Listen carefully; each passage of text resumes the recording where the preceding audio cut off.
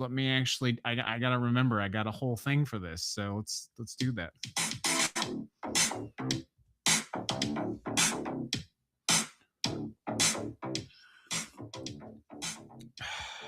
Welcome Coffee to the tastes good. Ignition News, your unfiltered, uncensored source for the actual truth in what is happening in the United States of America and around the world. We are not bought by the billionaires. We are here to be your source of truth in a time where truth matters more than it ever has. Be sure to follow along with your favorite platform on Spotify, Think it Apple sounds great. Podcasts, YouTube, or Substack. Let's get busy with the truth. Welcome to the Ignition News. Let's go.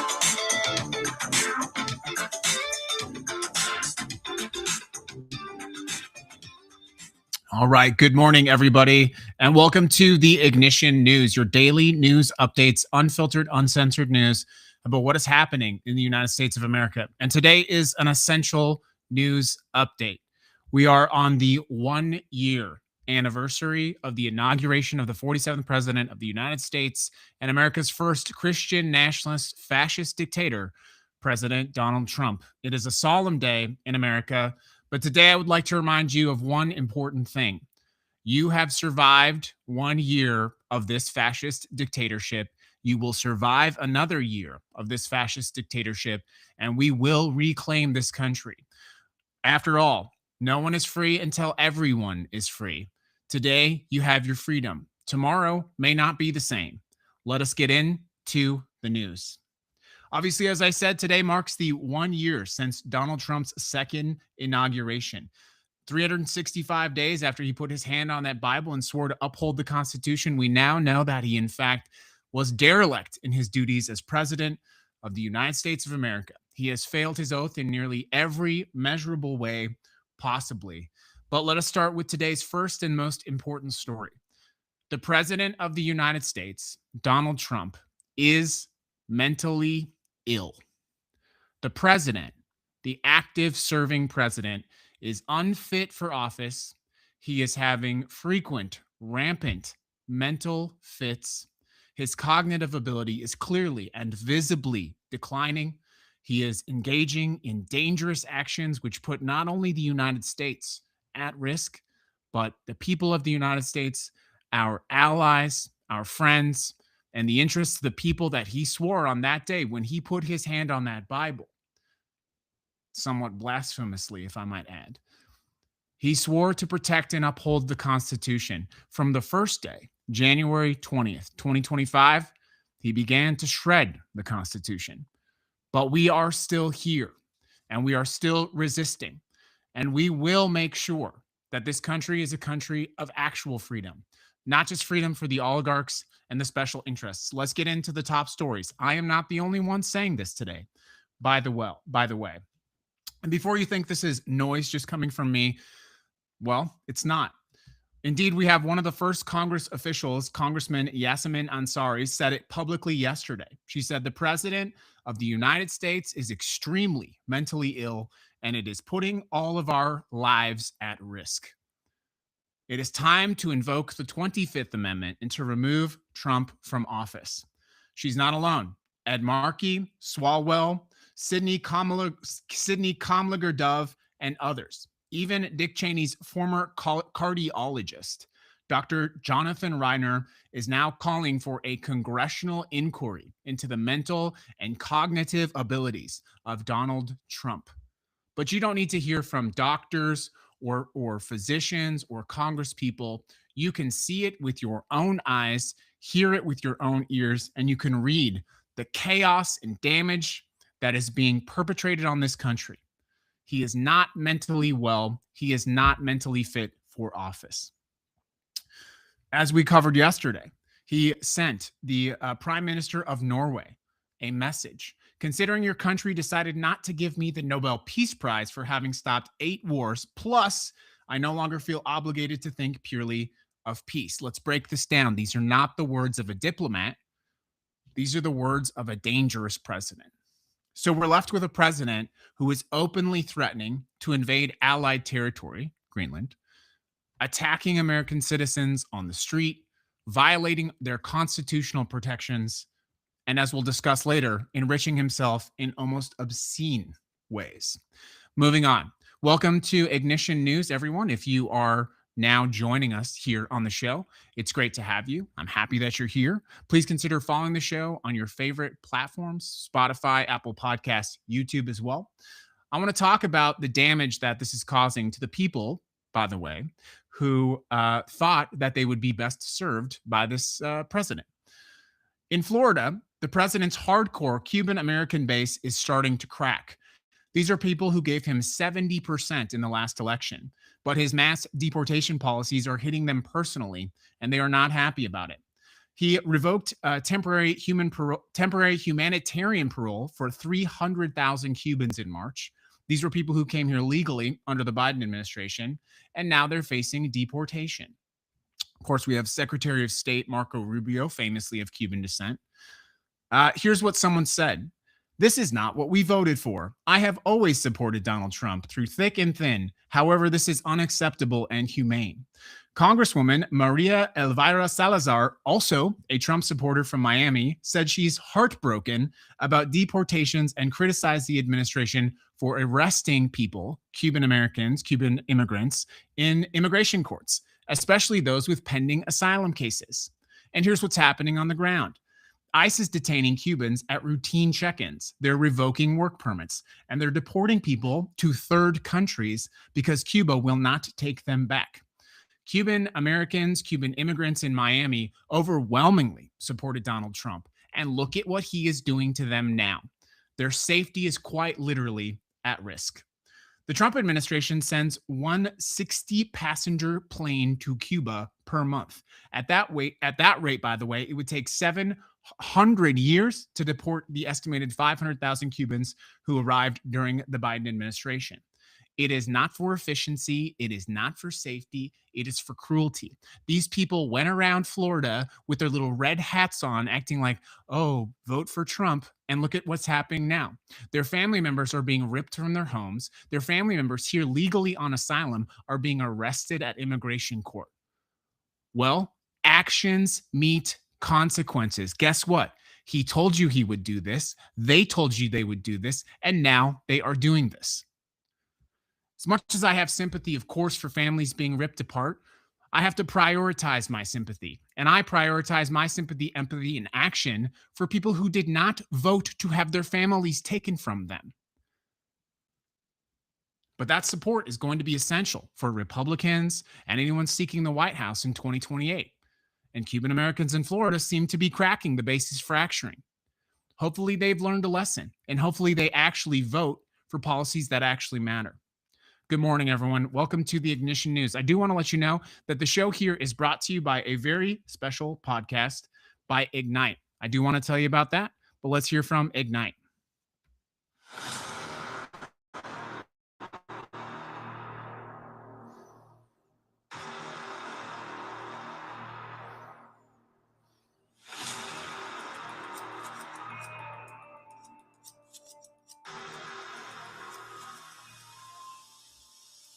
American democracy stands on the line. The only thing protecting millions of people from the whims of the rise of Christian nationalist fascism in this era of our time are the brave men and women willing to stand up and stand in the way. But there's no blueprint, no template, and no guide on how to stand up against this rising waves of authoritarianism. That was until Ignite. Fighting fascism in the age of its rise. It's a good show. An actual, literal field guide to standing up, creating 1,000 leaders in 1,000 communities to push back, to fight back, and to win. Ignite, Season 2, Episode 1, How to Steal an Election. It's out on January 12th, 2026. Catch Season 1 on Spotify now and get ready to take action. Yeah. Get ready to ignite.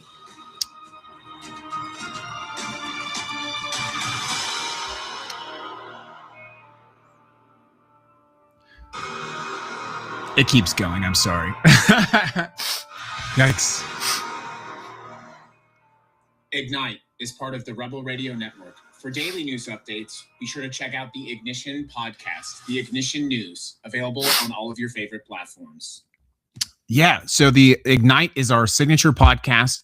If you are interested in what can I do to fight for my democracy, we have released Ignite. There's 12 episodes in season 1, 4 bonus episodes. Episode 2 of season 2 just came out today. It's all about stealing an election. I don't want to get too far ahead of it. You got to go listen to the episode. It's really, really good. We do have some cool guests coming up on season 2 of Ignite. Let's get on to the next story, everyone. Welcome to the Ignition News. Please consider following and subscribing on your favorite podcast platform.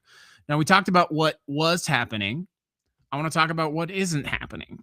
And what's not happening right now is the release of the Epstein files. As you know, in November, Congress passed the Epstein Files Transparency Act with a 427-1 vote in the House and unanimous approval in the Senate. Trump signed it, and the law required the Justice Department to release all unclassified records related to Epstein by December 19th. That deadline has obviously blown past, and now we're a month past that deadline. And what we know is that the DOJ has released 1%, actually less than 1% of total files in the Epstein documents.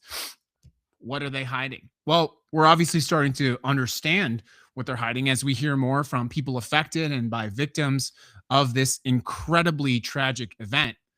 But now we have to start asking the question, why is the DOJ? Why are they doing this? They have 400 some lawyers reviewing these files. Apparently, they're all working overtime to release the files.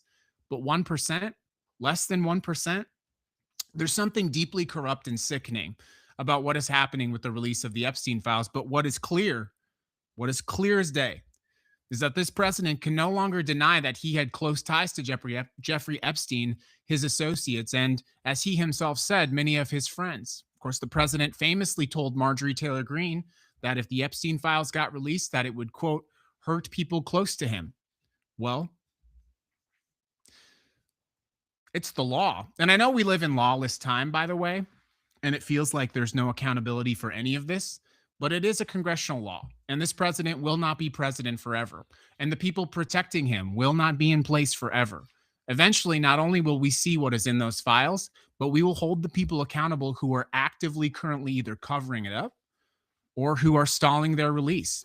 And this is one area, by the way, where I don't think Congress is going to bend to the whim of this president. It's for one simple reason. What is in these files is disgusting. It is horrible. And the people in Congress know that they have to get this information out, and they have to distance themselves from the horrible people in these files. And they have to start doing this now, because this drip, drip, drip, drip, drip, what's going to happen with the American people is they're going to see what's in these files and they're going to be disgusted. Let me take a brief commentary break from the news today, and I want to tell you something. This is a break from the news. I'm doing commentary now. I truly believe, by the way, that when Americans start seeing what is in these files, when they see what the 1% of the 1%, when Americans start to understand how these people are living, not just with the grotesque things that they did to these victims who still deserve justice, but how they are living, the luxury, the way, the style in which they live, compared to how deeply the American people are suffering, I think that not only will there be accountability for some of these people, but I think there will be a fundamental shift in how Americans view their government. We are quite literally suffocating under the weight of this era. And when Americans start to read these files and they see how these millionaires and billionaires are living, and they see how incredibly out of touch they are with reality and how much they have, and Americans start to understand that how much these billionaires have is coming at the expense of our basic human prosperity, I think there's going to be a fundamental revolution in how the American people tolerate what's happening. We are sicker than ever. We are poorer than ever. We have less access and opportunity than ever. The world is closing in on us. They are turning their backs on us. We are more dangerous than we were a year ago. We are infinitely more dangerous than we were 10 years ago. And all of this comes down to one thing that not enough men in this country are comfortable admitting, because they have no spines. Their spines are made of jellyfish, jelly, whatever you want to say. That is that unquestionably the last 12 years of the American experiment has declined dramatically. Dramatically. And it is largely at the feet, the cankles, if you will, of one man, Donald Trump. He has immeasurably made the country and the world a worse place because he is a narcissist. He is dangerous. And as we said in our first story, he is mentally ill. He is cognitively declining. And anyone and everyone who gets around this man, anyone and everyone who votes for him, they have become worse people in the last 12 years. Your fathers, your grandfathers, your grandmothers. These people have been taught cruelty. They have been taught to be terrible people, and they have been taught that there is no consequence to this endless cruelty, to this endless lack of accountability. They have become measurably worse human beings because of it. And they think that they can insult their way into greatness. But all that has happened to them is they have less than they did 10 years ago. They have less than they did a year ago. They've become worse people. They have less friends. They have fewer things. And the world sees them for who they are. But this will not last forever. It won't. And once the American people see, by the way, what's in these files, there will be change. So have some hope. By the way, I'll just close with one little piece of commentary. As a father, as a husband, probably the thing that worries me the most now is the people who still support this president and this administration are unquestionably supporting and covering up for pedophiles. And it makes me kind of sick to think what kind of people still support this man. And it makes me concerned about the safety of not only my family, but your family around them as well. Because after all, if someone is willing to cover up for a pedophile and to excuse for them their behavior, quite frankly, I wouldn't trust my children around them. And I don't think that you should either. Let's move on to the last story. Let's talk about what's happening beneath the White House, quite literally.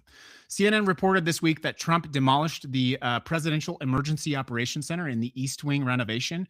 This was the bunker built by the Franklin Roosevelt administration after Pearl Harbor. They, by the way, demolished it without approval from the National Capital Planning Commission, which normally oversees changes to the White House. And we know, of course, that he's building a $400 million ballroom in the East, where the East Wing used to be. But now we have obtained information, and this is breaking news, by the way, that we have a high degree of confidence that all previous suburban structures, or what was beneath the earth, are gone. The only logical conclusion that can be drawn from that, by the way, is that the president is building an emergency bunker. This is no longer on fringe conspiracy. I know you've seen these stories and you thought, well, that seems a little bit wacky, but it's no longer a fringe conspiracy theories. It is an actual fact. They demolished the previous safety features and bunkers, and they are building what some are calling an emergency center capable of withstanding a nuclear blast. Think about that. Think about why that might be happening. I think the question is self-evident.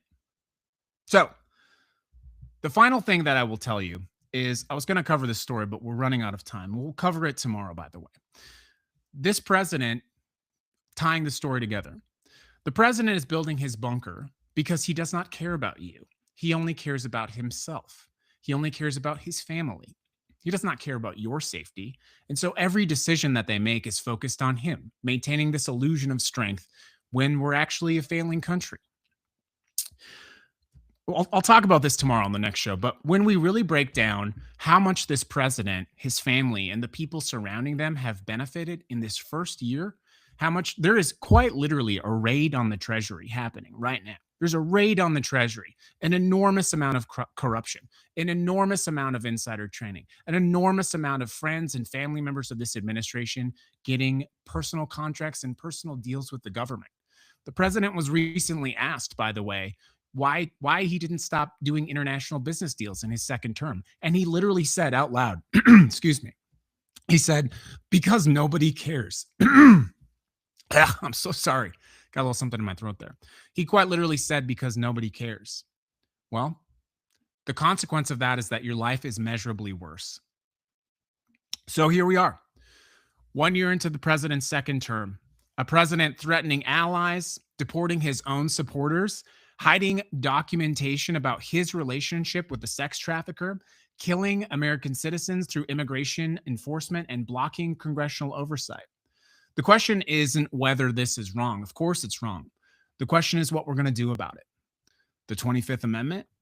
Well, that's not going to happen because the president chose a cabinet full of loyalists. Impeachment is off the table with the Republican House, and the courts move too slowly to stop this man. What's left is public pressure, your pressure, organizing, and accountability.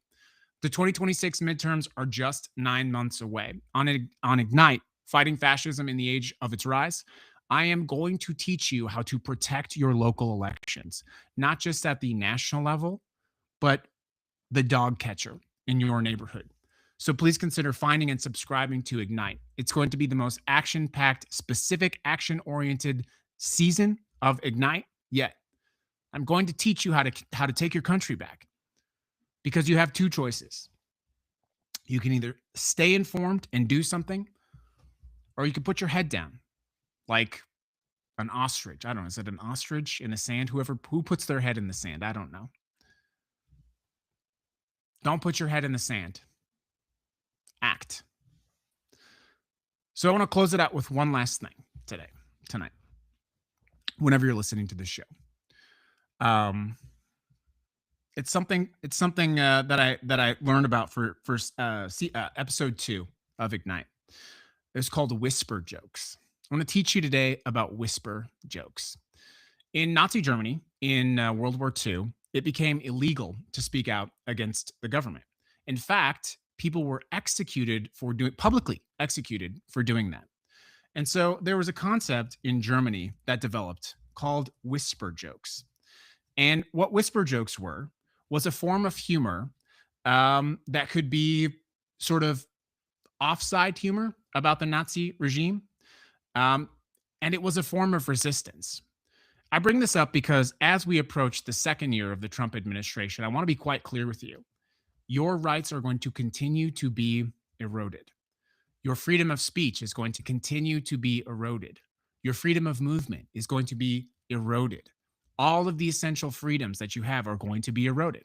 They are preventing lawyers from speaking to American citizens arrested for protesting in Minneapolis.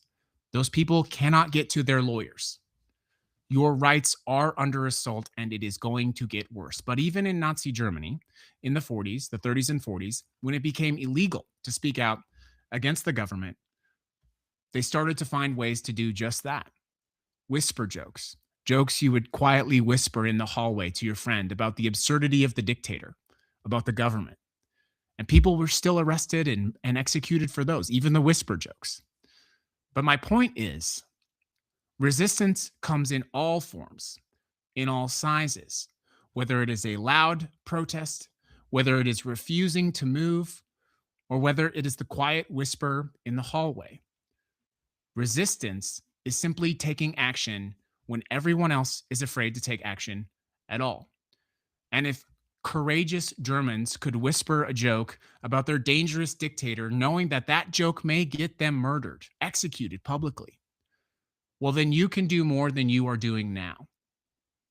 That's Ignition News today, everybody. It's January 20th, 2026. You have survived this first year. You will survive this next year. Thanks for tuning in, everybody. Great show.